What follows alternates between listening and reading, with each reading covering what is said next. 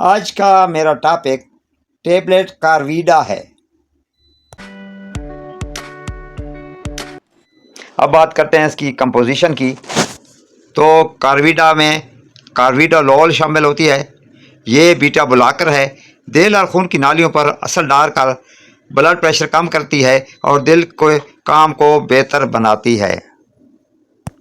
مندرجہ ذیل بیماریوں میں کارویڈالول استعمال ہوتی ہے۔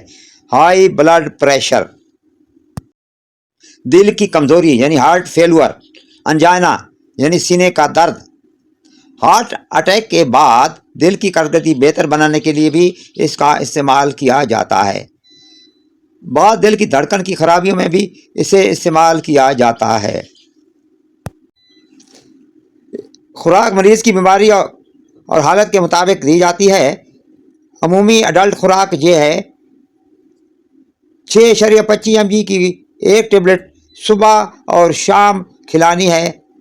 اس میں کمی پیشی ڈاکٹر کے ہدایت کے مطابق کریں اور شروع کرنے سے پہلے اپنے ڈاکٹر سے مشورہ کر لیں اور اسے سے ایڈوائز کروا لیں۔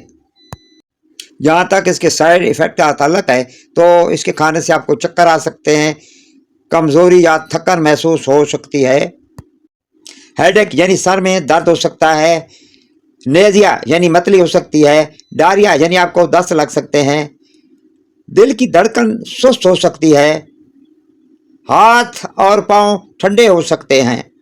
ان سمپٹمز کے ظاہر ہونے پر اپنے ڈاکٹر سے ضرور مشورہ کریں اور ڈاکٹر سے رابطہ کر لیں۔ کچھ اس کے سیریس سائیڈ ایفیکٹ بھی ہیں۔ شدید سانس کا پھولنا، بے ہوشی طاری ہو جانا یا شدید چکر آنا، ٹانگوں یا پاؤں میں سوجن ہو جانا، سینے میں درد ہونا، دل کی کمزوری کا اور بڑھ جانا۔ اب بات کرتے ہیں پریکاشن کی۔ دمہ یعنی استما کے مریض احتیاط کریں۔ ذیابیطس کے مریض یعنی ڈائبٹیز میلائٹس کے مریض ڈاکٹر کے مشورے سے استعمال کریں۔ وہ عورتیں جو پریگننٹ ہیں اور وہ عورتیں جو بچوں کو دودھ پلا رہی ہوتی ہیں تو اس کو استعمال کرنے سے پہلے اپنے ڈاکٹر سے مشورہ کر لیں اور اس کی ہدایت پر عمل کریں۔